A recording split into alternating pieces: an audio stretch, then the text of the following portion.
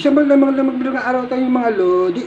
Ngayon itutulok sa inyo kung paano marinate yung boneless bangus na napakasarap at tamang-tama ang pagtimpla.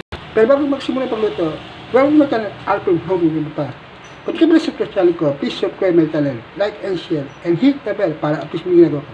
Isang parang alam po sa atin lahat. Ngayon, tutulong kayo paano mag-marinate ng boneless bangus na napakasarap at tamang-tama ang timpla. Una, gagamit tayo, meron tayo dito na boneless bangus.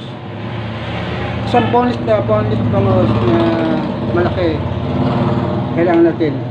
Gagamit tayo ng kalahating cup ng suka, white vinegar.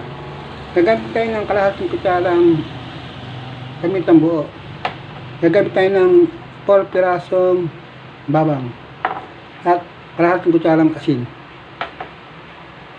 So yun nga guys, dinurog na natin yung bawang para gayak na natin yung pagmamarinate. Tara, i-marinate na natin. So yun nga guys, sa isang bowl, ilagay na natin itong kalahating tasang suka.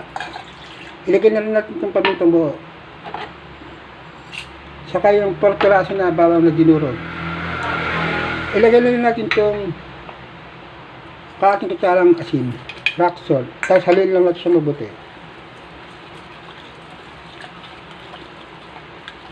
Kapag natunaw na yung rock salt, igayak na natin itong boneless na bangus. So yun nga guys, dito tayo lalagay natin yung minalinate ng buhok. Halin muna natin siya na mabuti.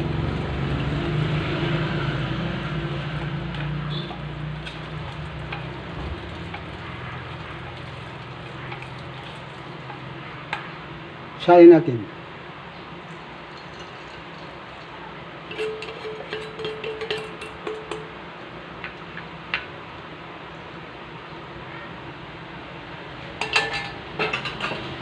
Tapos,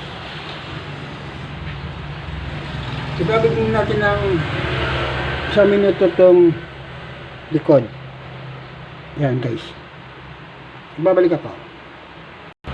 Yan, lumipas ng kalahating minuto. Ngayon, balik rin natin. Yan. So yan nga guys, imalinate natin siya ng 8 hours o 10 hours. Mas maganda kung 10 oras para kapit na kapit yung asin at saka yung suka. So yun nga guys, hanggang dito na lang at salamat sa panonood. Thank you for watching po guys.